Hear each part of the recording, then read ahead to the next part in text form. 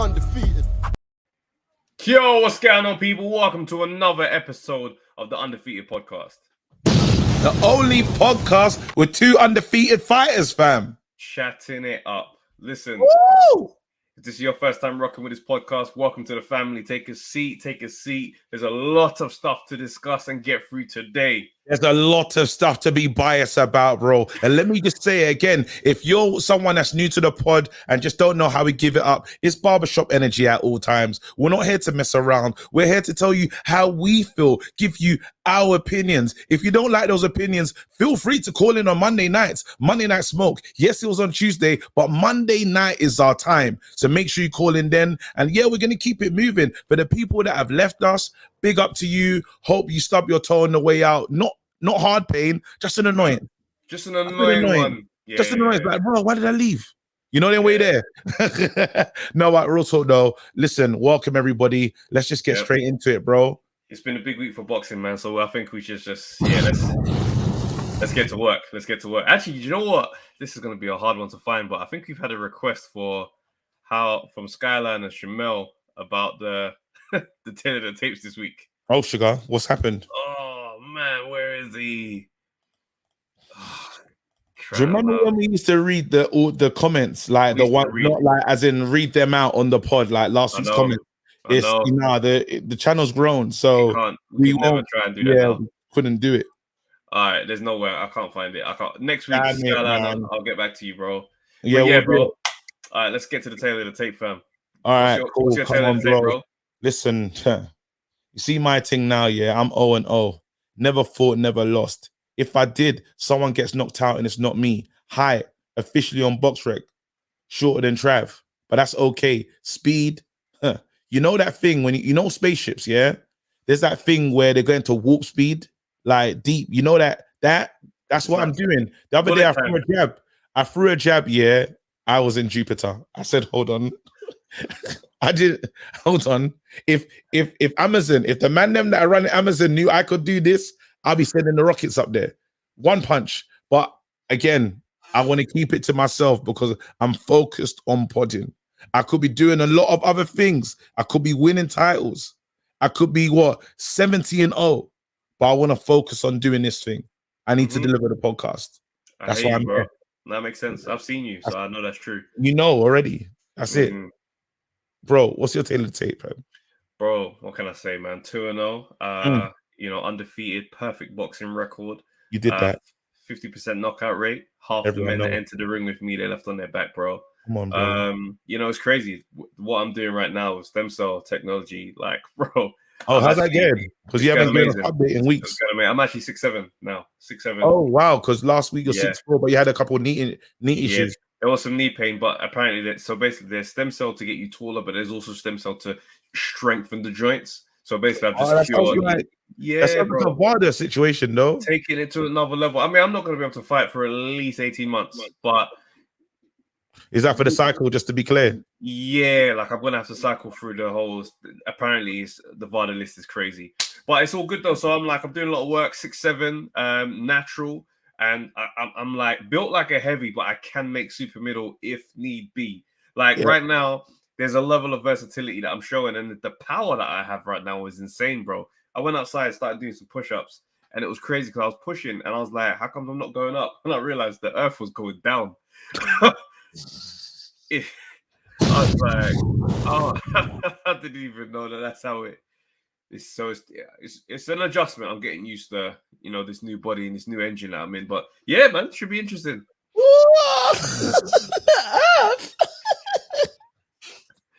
The earth went down. It's weird. So weird to explain. The whole planet. Hey, listen, man, let's get into it. The Guo got it done. Trav, listen, the whole bouquet of flowers are all yours, bro. You told me, you said, listen, skills pay the bills. Skills. Now, there's a reason why we have sayings. There's a reason why sayings exist in life.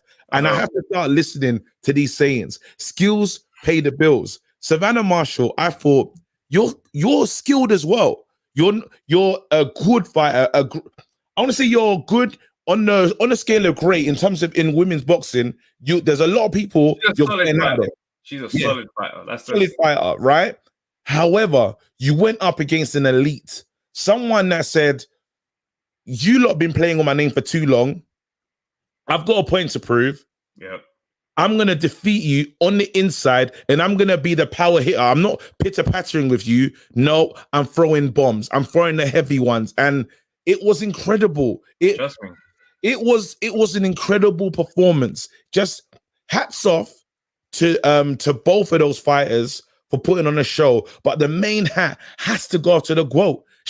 We know her now as the GWOAT. She said that it's a self-fulfilling prophecy. She's been calling herself the GWOAT from the beginning of time, and now everyone else is. It's acknowledged. Savannah called her that, which is a very it's a significant thing, right? Because like this has been the rival. This is someone who's essentially dined out on her name for years.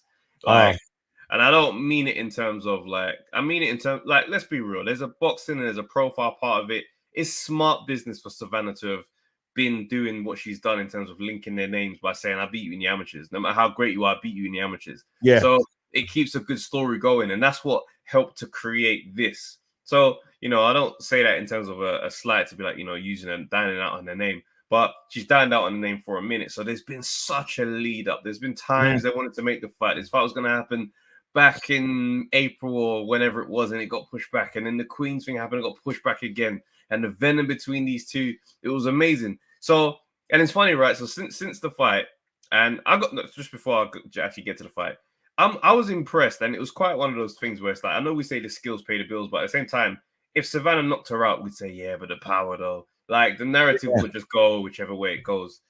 But I found it interesting that she just didn't do what I expected her to do to get the win. I expected her to be on the, you know, Money Mayweather era. Yeah. Like coming out, pot shot, be smart, be slick, defensive, can't hit me up. She was on Pretty Boy. She came out on Pretty Boy. Straight to it. 5 rounds. Smoke. Savannah had no way was she expecting any of that. I couldn't believe it.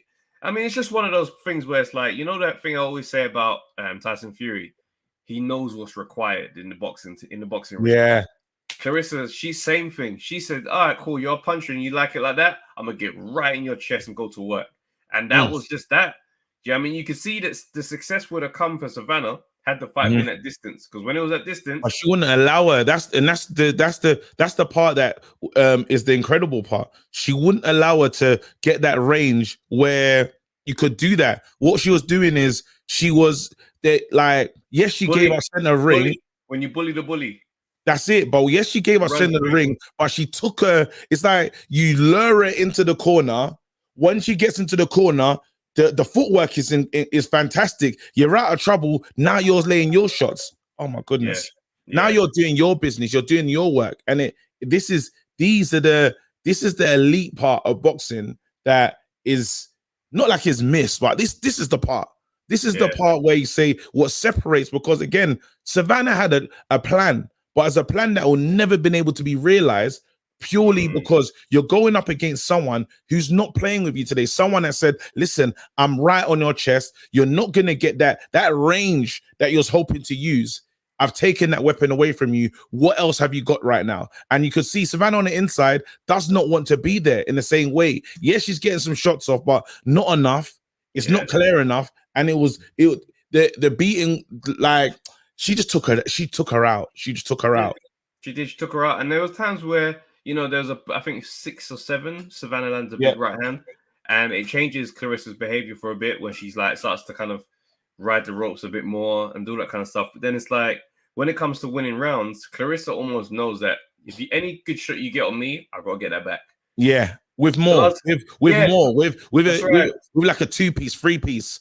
Yeah, I had that fight. I've heard some weird arguments on that fight, which is, you know, it's for me. I give Savannah 3 rounds in that fight, but when I watch it back, I'm like, no, there's no case for a Savannah win. Even Savannah's come out today, and I've seen an article. She's just like the best, you know, the better woman won.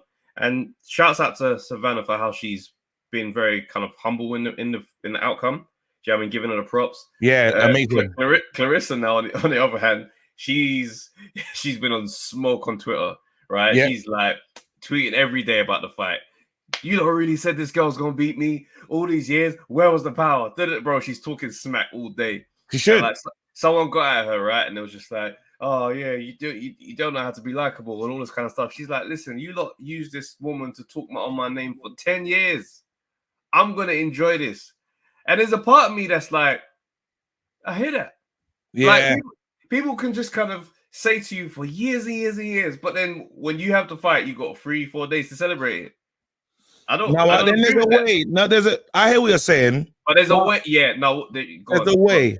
There's a way to celebrate the win, because now we know there's going to be nothing greater. You got her to say that you were the GOAT. She wasn't going to admit that in any way. So you've had your victory. You got the belts. You've had the victory. And trolls, what she should understand is, because she's getting back and forth trying to tell trolls, see, I was right. They're trolls. They move on.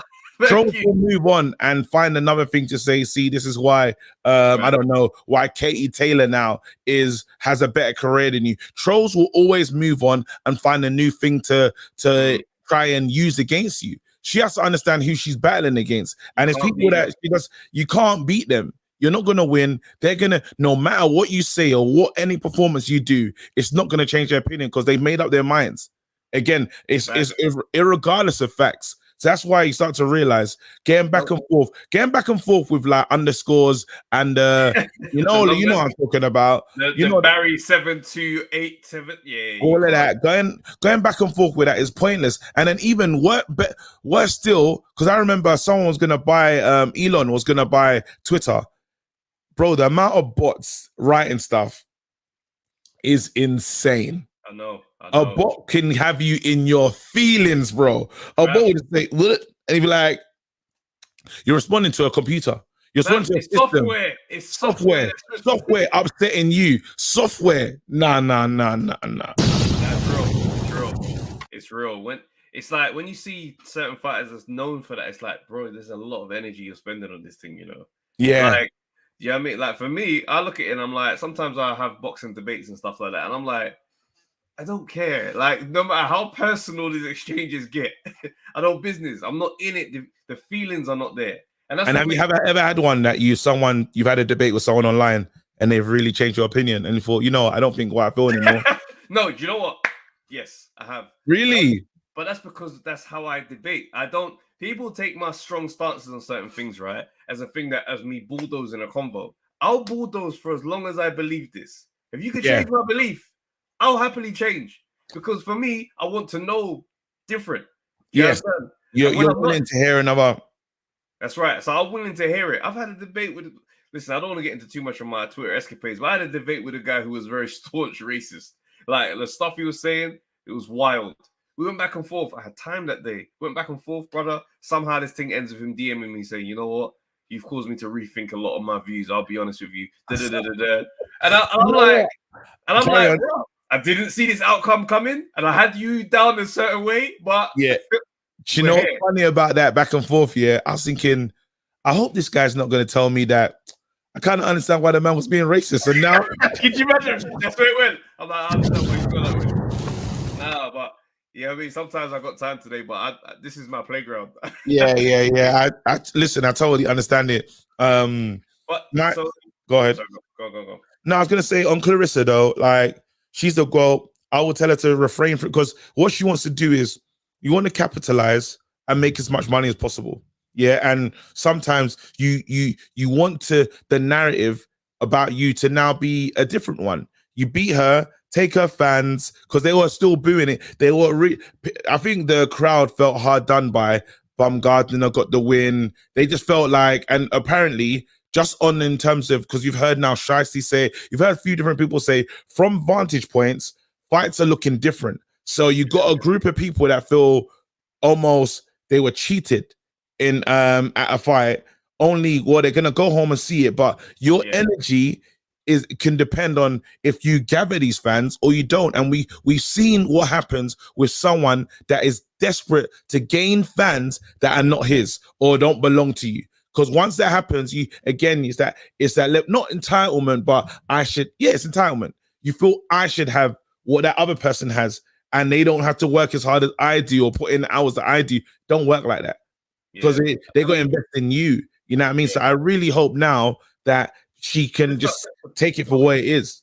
Box clever on the profile side of things. That's just the That's best it. advice that you're giving. I mean, That's it. it's be strategic. I understand how you feel, but leading with your feelings in these moments is not the best. Do you know what I'm saying? I say that as someone who I can look at her and I can see how you got there and I can understand it. But it's one of them ones where it's like you got you know, you're playing to people. Do you know what I'm saying? If people buy into your story, yeah, because and I look at the situation with Clarissa, and it's such a complex one because, you know, if I'm going to compare her to any other type of athlete, it's Serena Williams.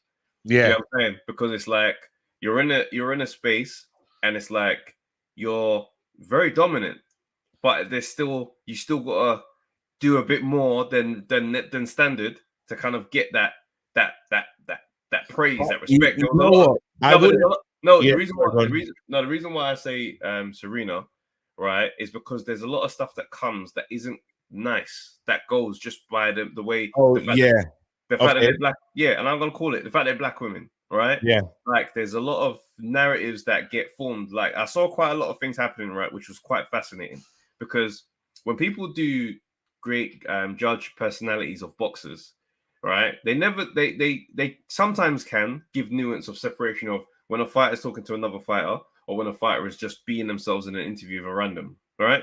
And a lot of the time, like you'll see that fighters who are heavily competitive at the top level, when it comes to other fighters, there's no love here. There will never be love. It's smoke, and that's where it is.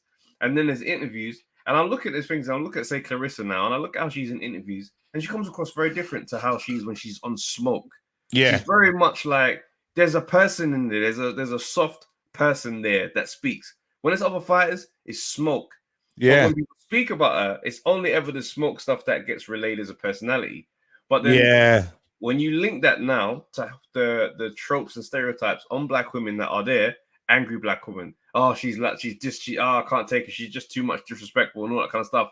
And I'm like, there's a lot of overlapping themes. And you know what? It's so hard as well because I understand some of the stuff you're saying because she's had to shout to be seen. That's for a long time. She has to, and obviously you got to take in growing up, Flint, Michigan, and it sounds like it wasn't an easy upbringing. She's had a very difficult life. It's a very difficult life, right? And you can see, like, it's like everything that story is up from the mud. And again, you lot would not have acknowledged me if I weren't moving like this anyway. If I never put this on me, I would still be that person where I was. And woe is me, like wallflower. I'm not on the wallflower energy, but it's like, end of the day, like, look, once you know your role that you're playing, though, play it to the T. Play it like if you know because we say it every week, let your audience feel something.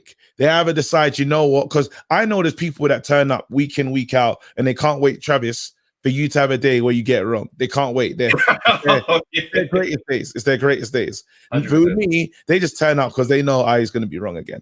Like, you know what I'm saying? Like, it is what it is, right? But then there's different times where, or they just want to laugh. But then there's something. There's like, I need to get an emotion from you. Some might turn up and say, right, I just want to laugh and be here, this, that, and the other. But they go home with a feeling. The ones that are ineffective are all the boxers that are just vanilla. When I say vanilla, vanilla's a good flavor. Like, it's just meh. Like, I feel nothing. No, vanilla's a good flavor because vanilla's a good flavor. No, it's decent, but you're not gonna drive at 11:30 at night to go and get some vanilla.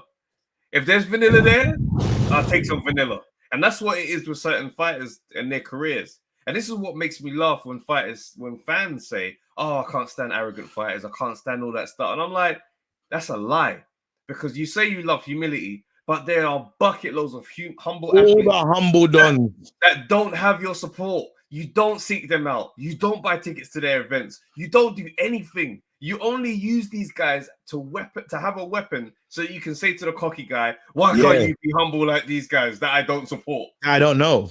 That's it. Like, that's what I'm saying. So, and don't get me wrong, because you can be the face, because you can be arrogant. You can be the face. You can be all sorts. Like, even now, I'm watching the Eubank rebrand. That's interesting to me. There's a lot of people. A lot of people on the rebrand. Deontay Wilder is gonna be like the most interesting case study I've seen in boxing thus far. Like in terms of the different pockets he's decided to fit in. First of all, he wanted a body. He was desperate for a body. He goes, I know it's bad. And they're sitting, I've seen them sit down with him and say, the fact that you say this is crazy. And he double, triple, all the way down, yeah, to tell us like, that's what I want. I want that. Yeah. I know you heard it.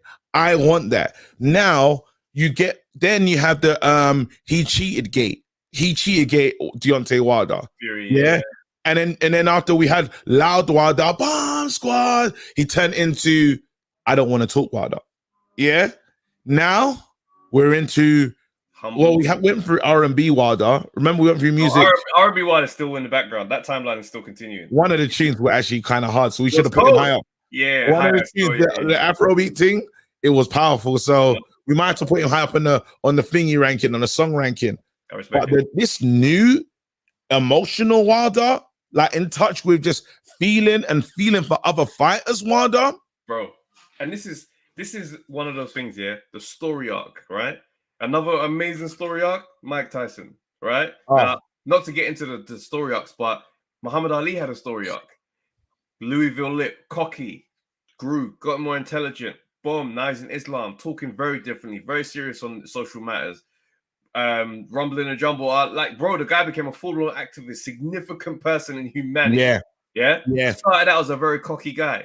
So I was having a chat with someone the other day, and they're talking about Clarissa Shield, and I was like, how old was he's like, nothing like the GOATs like Ali. I said, you mentioned Ali, but Ali was very much the foundation and inspiration for most cocky fighters. Do you understand? Obviously, you go further than that, Jack Johnson, all that other stuff, but Ali's the one that had that print. And I'm like, how old is this Ali that you're comparing to Clarissa Shields? Yeah. Because I said there's a journey that these men have gone through. She's only 26, 27. Let her get to 45 and then you can say what she is, because everybody's on a journey in this life. And you get to watch these guys. You get to watch these guys fight their way through their lives. So for me, I look at it, I'm like, don't compare any one of these guys to Muhammad Ali. Because Muhammad Ali was on that cocky same energy. Look at Floyd. Floyd he stayed in that bag in terms of, I don't really want to be liked. I don't want to be the fan favorite. I just want to beat the fan favorite. I'll walk in as the bad guy every time, because you men are going to pay and have more excitement for me in this position than being the humble, nice guy over there. Do you understand? There's money there. But even if we look deeper now, let's start to go deeper in terms of the roles that people are allowed to play. Because Andre Ward, great boxer. The personality was in the humble bracket. It didn't work for him though. No matter what he did in that boxing ring, the humility didn't work. Triple G, great fighter, right? Wait, say that again. Why? Can I just push back? I kind of understand, but just as some people listening, why is it not working? What do you mean it didn't work? Because he retired undefeated. He did retire undefeated. It was great, but he's not spoken about in the Pantheon. No, because when you look at the roles that are limited to fighters, as much as people don't like to acknowledge racial elements in sports, right? There are certain roles that are allocated to certain demographics, like the super humble, don't talk trash, don't do that thing. That suits when it's a Triple G, or it's a Mexican fighter, or it's that kind of. You see what I'm saying? Like there's certain or a Russian, like a Klitschko. That yeah. Cool gentleman thing. But like you look at, say, black fighters that are historical and had their presence and stuff. You had the nice, Olympic guys come through. He's the shine, he's the face, he's all that stuff. But traditionally, like that's the trash talking. It's the it's the Mike Tyson. It's that line and all that kind of stuff. So when you Nigel Benn, and then when you have like a Lennox laid back person, I don't really talk crazy. I kind of just laid back. I just kind of do my thing. There's that thing of I don't really know how to take him. Yeah. Your boxing has to be so great. It's now I can't ignore it anyway. So you're here. So there's all these different dynamics. Because again, it's that I like where you're getting with this. Because again, it's that thing about some people believing that the culture is like monolithic, and we're just because I remember doing I won't even bait them up. I did something, and the guy goes, I had to do a voiceover, and he goes, like, can you make it more, more street? No, like make it more, like the feeling, right? And I know what he's looking for in it, I'm like, I don't know what you mean. It's like, you know, just like make it feel like just.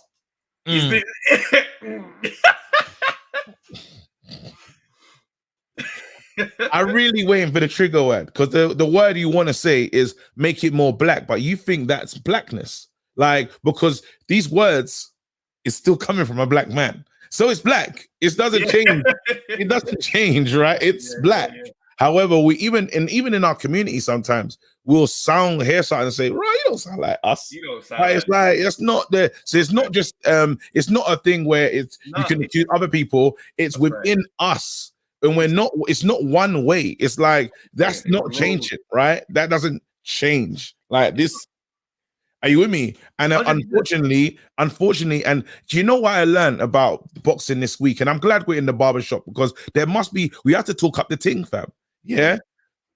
The Baumgardner thing and everything, all these fights and stuff were just a reaction. There was just this thing because what they did it again. It was Great Britain versus America. But it felt like it felt race war-y. It did. Or that's the reaction online. On Twitter, online is what it felt like. It just felt like that. It just felt like, what are we doing right now? And sometimes the worst times is we have to be careful about that. Promoters, please be careful when you're promoting these fights because it was leaned into. I know people probably booing that got American family members. That like they're being the American national anthem. You like it, you go there on holiday, like that's you. Do you know what I'm saying? America. You like America. Do you know what I'm saying? But, you know what I mean? So it kind of, but I understand there's a psychology behind it because everybody knows this thing, while it's not wanting to be admitted, it's just there. It's just there floating. It's just there existing. And it like, I really hate that because Americans, they do it for fun. Mexico versus, they lean into American promotion. He's got a whole country behind him. Americans, they lean into that stuff. It's like, you know what, Cinco de Mayo, let's go. We're fighting, like they proper go for it, right? Over here, it's still subtle, but it's palpable. Like, and even when they tried to do it with the AJ Fury when it was on the cards, you could start to feel fight for Britannia. How? Yeah. How? Oh, what? Who suggested this? Yeah, I know what you're saying. Is mad. You know what I'm saying? So, end of the day, there's always this annoying undercurrent. Because even remember, we had so many people calling Americans. Everyone called in was trying to find where are we based in this, and we're like, no, we're steeped in fighting. I want to watch this as a fight fan and congratulate great skills. Yeah. That's what I want to do. Like I want this thing here is boxing is one of the things where you just get to say, well, it's not about that part. The end of the day, when it comes to a knockout, it's me versus you. If I'm better than you, you're gonna get knocked out. Simple as that, unless you got stuff in your body that you shouldn't have. Right? But it should be me versus you. It's the greatest equalizer.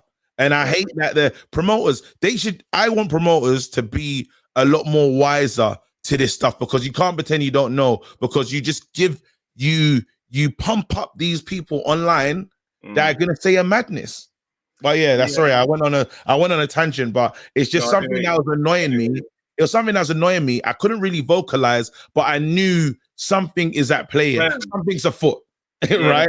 The turn was quite significant after the Baumgardner decision. Yeah, like, I was like the comments because obviously we were on the live. Do you know what I'm saying? So I see the comments and then you get these and it's just like, oh yeah, you're happy because and I'm like, bro, like man bet on these fights. You understand? I was invested for my own reason, but then it's like this extra energy. But again, like what we're saying in terms of the roles, like you know, it's wider. It's in society. It's self-inflicted. It's everybody plays into this thing. So when I highlight the roles that sometimes a fighter can or cannot play, it's because of society's imprint into the world.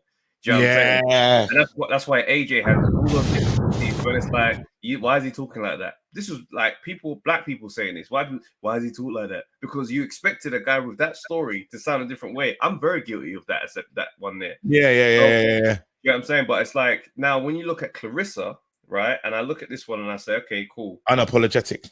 Yeah, as a black woman in this sporting space, It's very different. It's new. She's not the first boxer ever.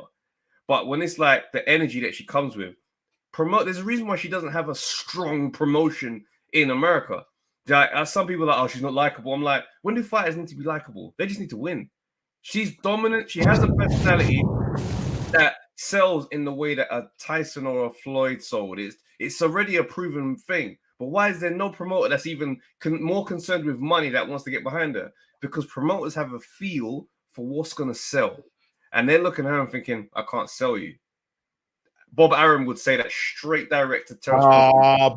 Bob Arum couldn't sell Crawford. Listen, why can't I sell Crawford? Because he doesn't talk much. He doesn't do the things that you're supposed to do. There's more examples. You're not doing the things, you knock people out. It's not like we're saying you're a points man. You knock people out, but you don't do the thing that we expect you to do. And this ties into the conversation perfectly. Woo! You're right. You're right. And you know what's crazy? Obviously, O'Hara Davis went too far when he got into his bag. He did go too far. But again, the guy's returned as himself. It's just not the same.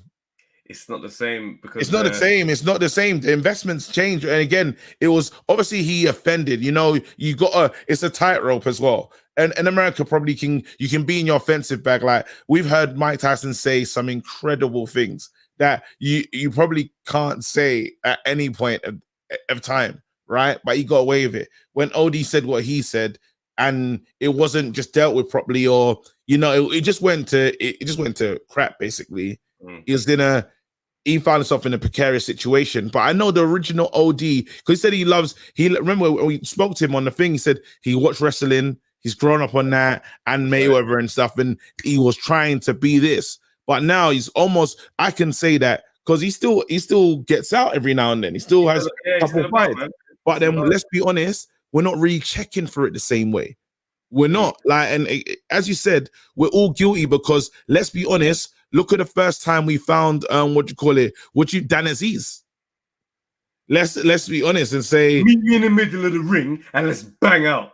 Yeah. It was like, he's given this is what I'm saying. So it's, I mean, we can look for this all day. Do you know what I'm saying? It's just one of those things. It's good to know. It's good to know. It's good to know that it's there, and it's good to be aware of. But I feel for obviously in women's boxing, for it to get, because let's say the GOAT's done what she needed to do. They needed a character like that to have 2 million people watch and view this thing.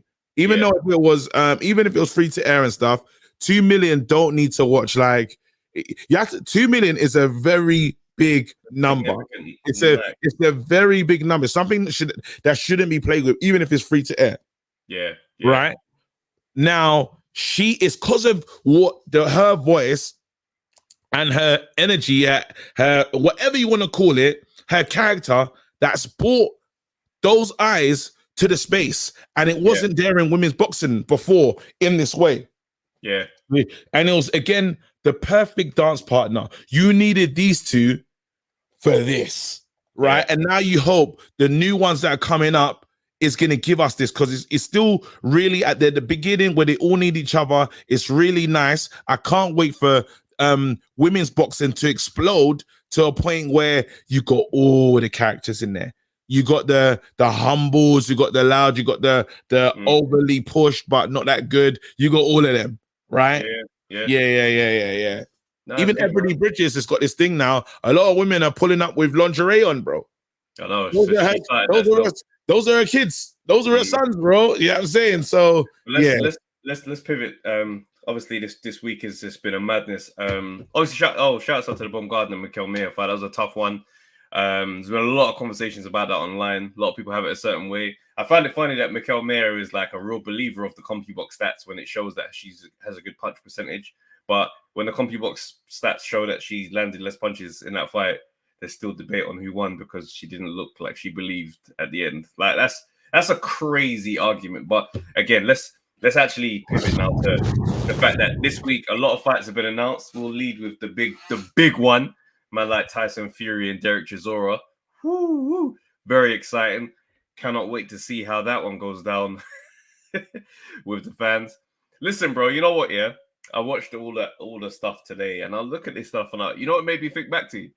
It made me think back to when. Do you remember ages ago when the fight with Chisora, and Chisora was going on a good war Chisora time, and I was saying I'd love to see Chisora hold a world title strap. I looked at that and I thought, when I was back in those days, I didn't really admit. I said, right, if he beats Usyk, then that puts him in this place, and he's actually got a world title shot. Oh now, my goodness, this is a world title shot. I forgot. I told, bro. You remember I said that? I remember that, and I totally forgot. This is a world title shot. I didn't even, yeah. And I was looking at it, I was thinking to myself, this fight, yeah, as much as I love Derek, is a disgrace. It is a disgrace. And it's funny watching Frank Warren, right, in them interviews at the event now, because I don't know, somebody must have messed up the paperwork and they've let people in who are going to ask him real questions. Yeah. So it weren't just, little cousin Umar doing the interviews. It was like Rob Tebbets, do you understand? Man from different platforms, they were in there. And it's mad watching him. He just gets angry, fam.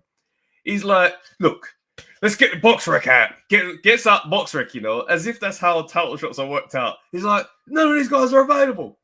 Then man goes, someone else, I watched a whole bunch of videos. It's all merged into one in my mind. So, but he goes, so, what about this guy here? And he goes to one of the guys in the WBC. He's like, the Russian guy, I think it is. His name begins with M. And he's like, did you consider him? He's like, nah, we didn't. It's just like, okay. Did you consider this guy? No. It's just like, then how is he the best available, fam? Yeah, no, listen, I'm going to take you through it, right? I'm going to take you through Tyson. I'm going to take you through Derek Chisora's box rec, yeah? So we got Kubrat Pulev, yeah? They're calling it a split decision win.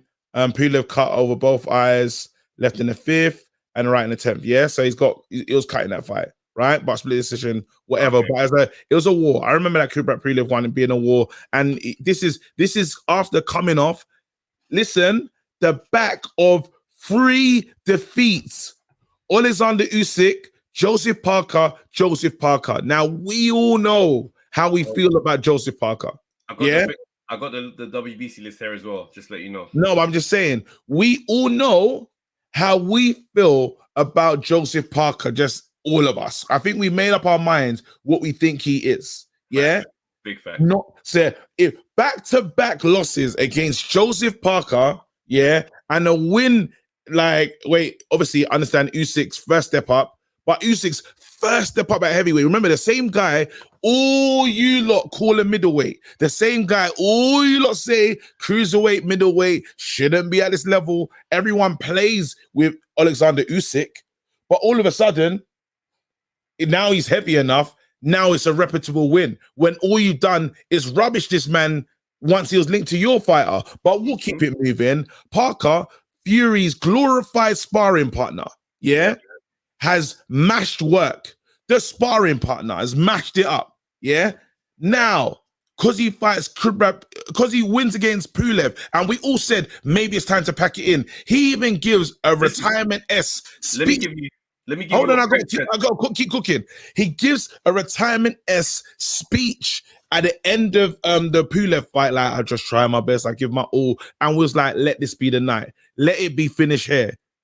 Now, that man's going to go fight with the guy. It doesn't make sense. Listen to what Frank said about Chisora in August. Chisora should retire. He goes, end of story. Chisora should retire, end of story.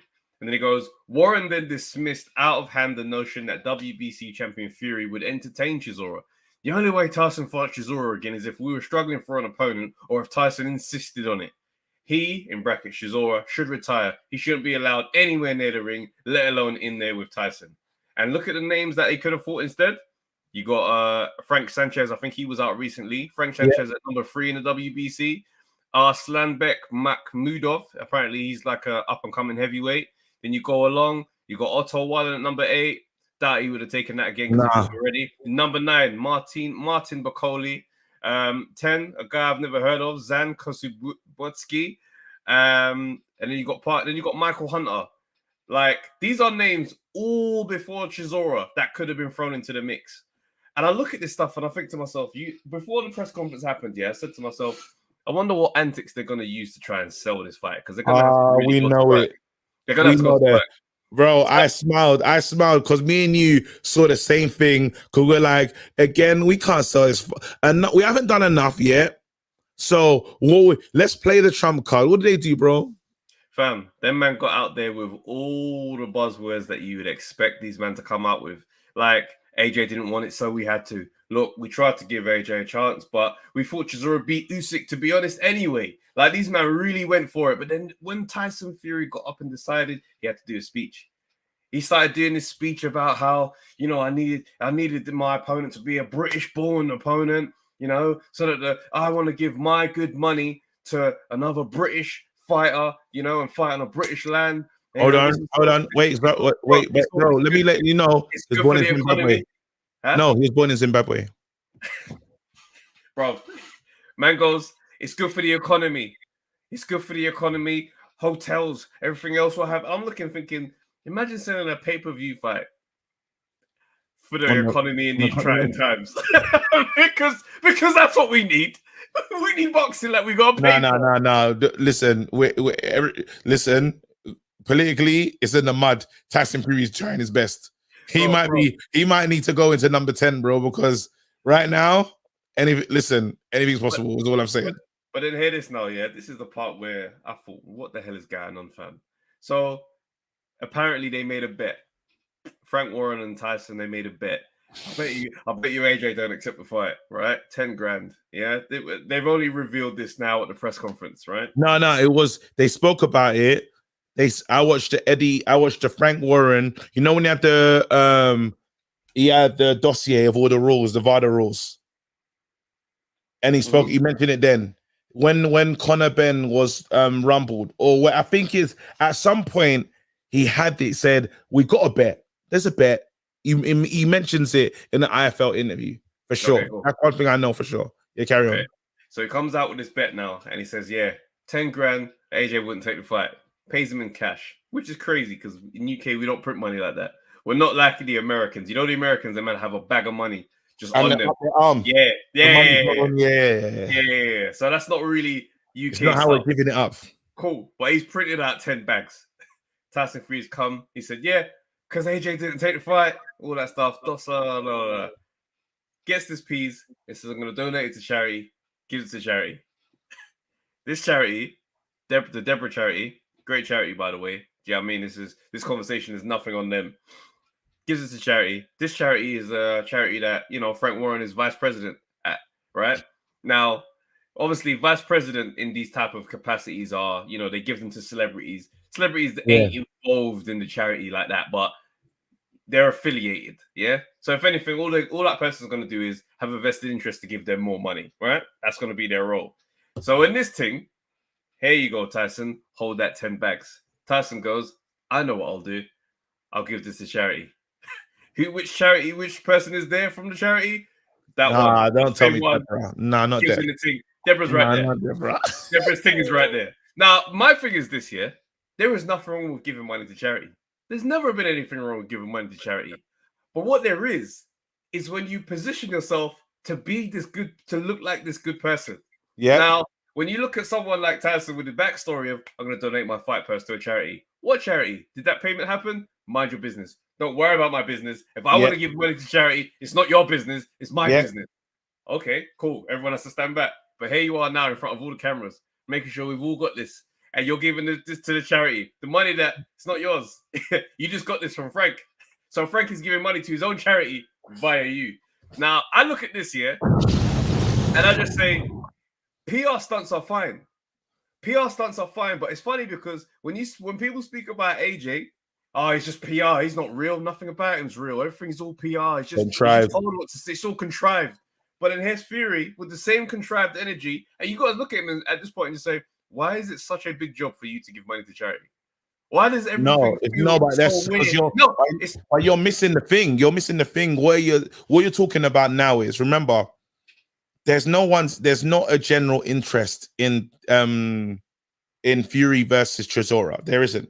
But we have to do what we know it works best. Again, when we make the meal, we cook it exactly the same. we have to attach someone's name. Someone we call irrelevant, but we have to mention them. We know if we say, we had to remember, a lot had to go into making this moment happen. Had to call up Deborah, say, yo, be available. We had to go to the bank and get 10 bags, cash, and say, film this. This is just like the KFC with Eubank.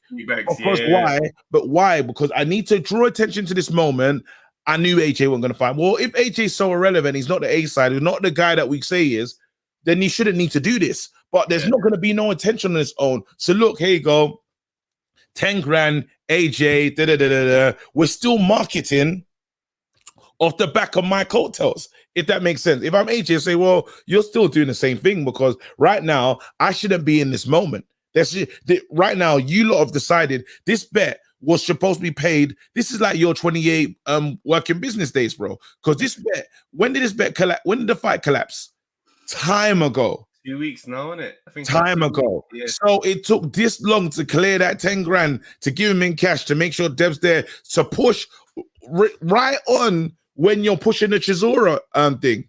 Come on, guys. It's the same old. We know the song and dance. We know we've seen it before, which now goes to show, bro, if you are who they say you are in this thing, you don't need my name to sell what you're doing. But I'm always linked to your thing because, again, ride the coattail, bro. It is what it is. We've seen it before. It's not, again, Wilder does it. All of them do it, right?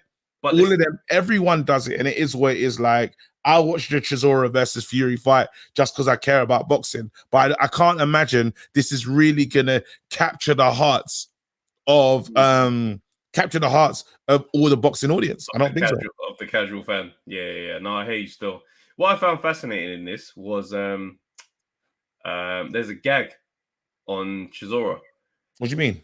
As in, he can't speak freely about much in this fight lead up. Huh? Now, yeah, bro, there's a gag in terms of legally he can't speak on anything that's happened before. Like when he's talking about this fight, he's like, yeah, so do you know what I mean? I've got this and that. Let me try and get the actual quote. Saw it yesterday. He goes, yeah, I'm buzzing. This will be a good fight. I can't really say much because they put a gag on me in the contract. So there's a gag on him in the contract. Now, of course, there'd have to be a gag because why? You're 258. You already know the inner workings of what happened when that fight was attempted to be made. So there's no way you're allowed to speak on that. So in this situation, I look at that and I think to myself, why would you need a gag? I just look at these guys and I'm like, you lot are just slippery dudes. No, well, now we know. Now we know again because he knows. The problem is he knows, and if you know everything's cool, you don't gag. Again, this is very random. And this is the same organization that spoke about image rights and this, that, and the other, and how I don't know anything about it. I've never heard like end of the day, we just make the fight and let's just both get look what's happening in the background to make sure the money train continues. Listen, I found that I just look at that, I think to myself, a gag. Why do you have to gag your opponent? So he can't speak freely on of what his company was up to these last few weeks. I look at this whole thing, I'm like, sorry. People try to act like Tyson Fury is this heart in the sleeve guy. Yeah, he makes some mistakes, but at least he's genuine. No, he's not. No, the guy is as calculated as he's as calculated as anybody at that level in sports. Don't try and separate him because he's clumsy with it. These men here, drunken master kung fu fam, that Donnie looks like he's about to fall over and bang. He's still he gets away with it. But what's even more funny, right? Even though the fact that you say that, but what makes me laugh is this is jokes, right? It's the fact that I hate to get political, but when I heard Boris's name back in that hat, Boris he don't brush his hair, he comes across unassuming. Bro, that guy and Scatty, guy is in full control of what's going on here. And underestimate him at your peril.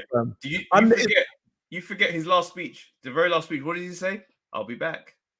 I'll be back. You think this whole Liz Truss circus and all? Anyway, listen. We're not gonna get into it, but I'm just saying, underestimate people at your own peril, winning. Like you have to look at what's going on. But anyway, I want to keep it moving. Errol Spence.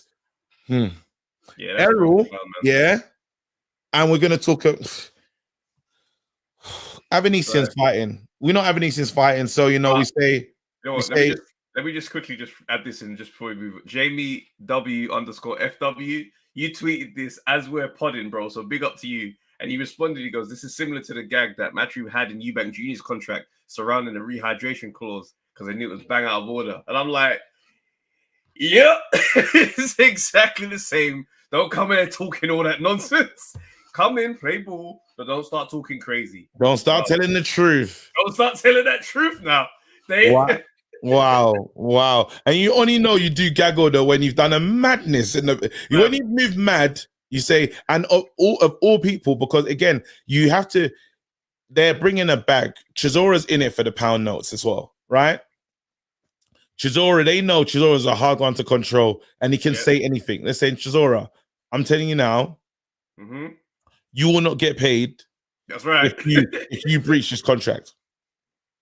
Chisora will just eat his burgers and chill. Yeah. End of the fight, it's like, listen, Chisora's not an idiot. He does have to play the game. Fully understands boxing. All I hope is Chisora takes this fight incredibly serious and that we see the best Chisora. I do hope, I know I'm asking for a lot, but I just really hope that he just tries to turn up. I hope he puts on a better show than Dillian did. At least give me more. If he does, it gives him another payday in Dillian White. Because at this point, you just know that Chisora train is not ending anytime soon. Anyway, let's not even pivot onto that one. Let's go to Crawford. Do you know what? It's so annoying. I do want to talk about the Crawford thing, but some Craig Richards is back out. Oh shit, go on. Yeah, Craig Richards is. Let me just I'll get the whole card out. So Dillian's back November 27th. Dillian White is taking on that Franklin guy. Remember when? November 26th. I was gonna say, bro, that's our show, man. Yeah, exactly. November 26th. Hilarious. Craig Richards fighting Bolotniks. Remember that guy? What's he fought? Tough opponent. It's a good fight. It's a really good tough fight, bro. Really tough opponent. Hard-headed. Hard. All right, that guy can take punches. Listen. All right, that's cool. So you got Fabio Wardley fighting Nathan Gorman as well that night. And that's the guy that Dubois defeated as well, right? Nathan Gorman. He's come from the Cavaliers background and stuff. Yeah, interesting. Yeah, man. Dillian White and this is it Jeremy Franklin, the American dude. I don't know how good this guy is. After looking to him next episode, we'll talk about that guy more. But it's good to see Dillian's back out. He's got a new trainer, Buddy McGirt. I believe he's with now.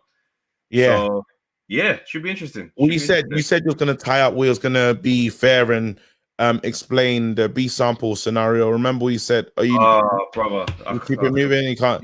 Yeah, sorry. Next week, 100%. Next week. All right, cool. We can. We'll get into that properly. Let's get into the. We're gonna quickly get into this Crawford thing. Yeah. Crawford, Errol Spence. Another fight we're never gonna see. I see Errol because we've seen Crawford is gonna fight Avanesian again. We've heard what shout out to Lennox as well. He told us a long time ago this fight ain't happening. I'm in Nigeria. He said, listen, this fight's not happening. I'm in Nigeria and I bought open ticket. I'm here. Yeah. Which let us know, listen, this thing is not happening. These man, I don't know what it is, but if they wanted to make this fight, they could make this fight. They said that this fight was close. All of a sudden, it's not close anymore. Why? Because we're wasting time. He says you need to go up in weight now. Errol's saying he needs to go up in weight, which lets me know it's finished. He said, we couldn't make this fight. I should have fought in November. Big man, if you lot wanted to fight, you could make it happen. Is it because they're on two different apparently the difficulties have come from a lot on Errol's team side. Do you know what I'm saying? Apparently, like, Crawford is just down. He's trying to make the arrangements. And bear in mind, I'm getting this stuff from, like, Twitter people. Do you know what I mean? Your Ricky Glazer, I think, is another guy. I think Dan Raphael's tweeted about it quite a bit. So it's a combination of the American side of the journalists. And these guys have everyone's kind of story seems to be that Crawford is down. He's trying to get things going. And these guys are moving the goalposts. Do you know what I mean? Al Heyman's apparently been quite difficult with how he's been dealing with Terrence. And then now Terrence is at a point where he's like, all right, well, this ain't happening. So I'm going to just go and fight someone else. And now we've got Terrence Crawford getting ready to fight Avanesian. Which is mad.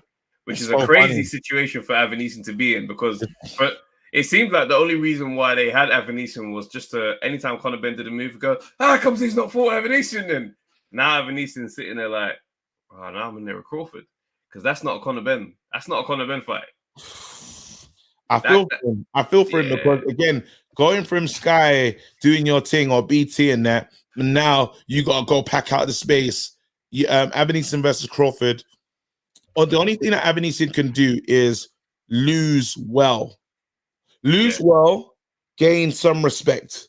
I hope he just doesn't go like, because he's already hard to sell already. Not hard to sell, but he's an awkward fighter.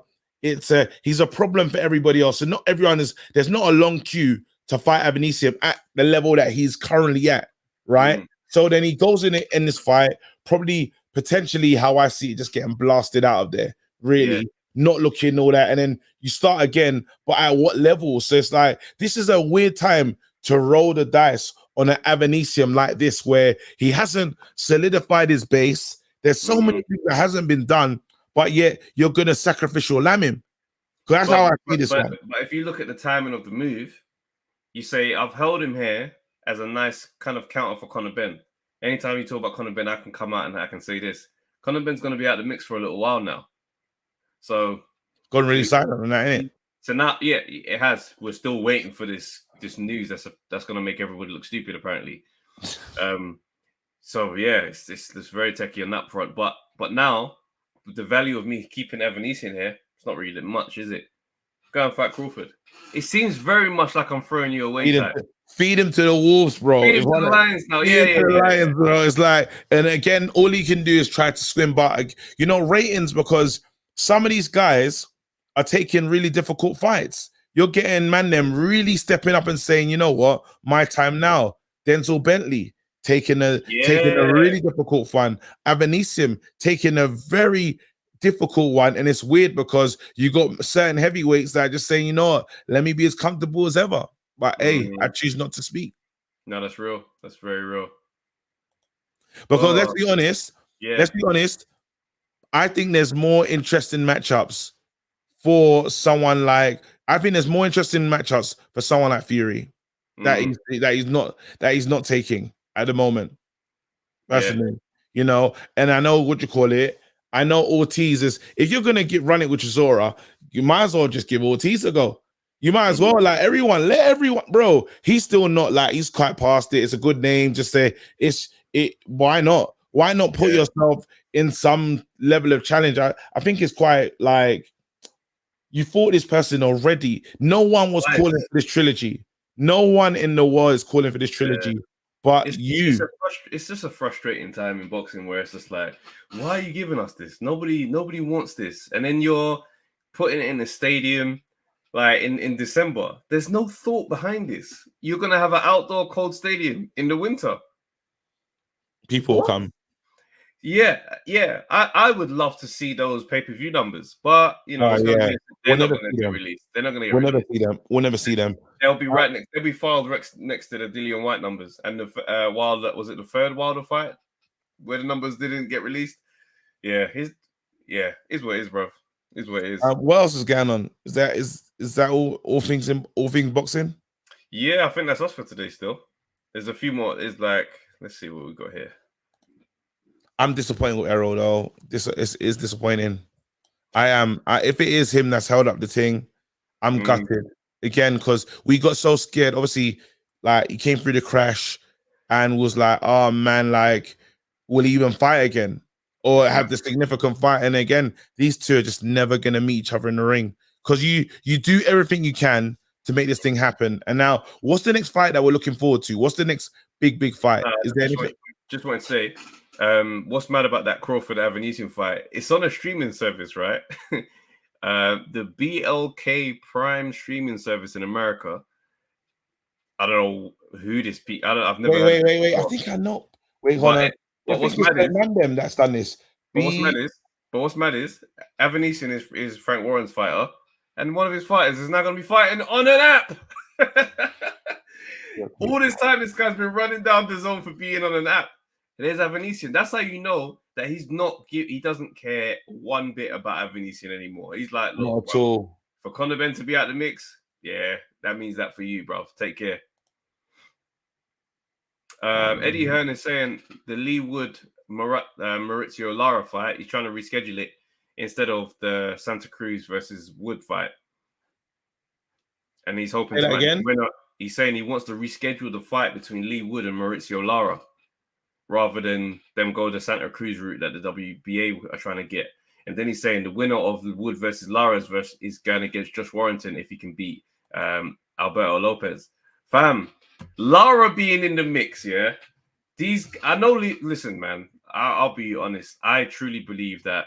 I don't know if he's injured for real, but nobody wants Lara. Nobody should want. I tried to get rid of that one. Yeah, I tried. No one. Again, I'm still waiting for my man to run it back from Leeds. Warrington. After the headbutt situation. After all them 1,000 headbutts, I thought, rah, you got to run it back at some point. Nah, it's all right. Where Lee Wood, their thing messed up is that you went there at all. You're now linked to him because you announced the fight. He didn't go for. Now it's like, well, you got to see, man. Warrington is in the same boat because it's just like, I'll have to come back that way at some point. If I'm Lee Wood and that's my team, I'm like, listen, we not doing that Lara fight. I don't care. It's mad. Don't put that name near my name. Lee Wood is brave though. Again, I like Lee Wood. I like Lee Wood, bro. That win, it's one of them fights you watch back and it's like, it's so dramatic. It had everything required from a film. He's got to be more dramatic. He's got to be more dramatic again, but I don't know if Lara's just something else. So yeah, I can't see any level of dramatics that can take him through. But again, I've been wrong about so much before. And I probably if Lee Wood outright beats Lara, like I'm talking like a knockout or like I mean, like he gets him out of here. Oh my gosh, Lee Wood is it gets nuts. It gets nuts. Listen, people, thank you for rocking with us. You know what we do. We're here always. Sometimes it's late, and we apologize for being late. But again, life is life in, careers are careering, but we still strive to deliver this.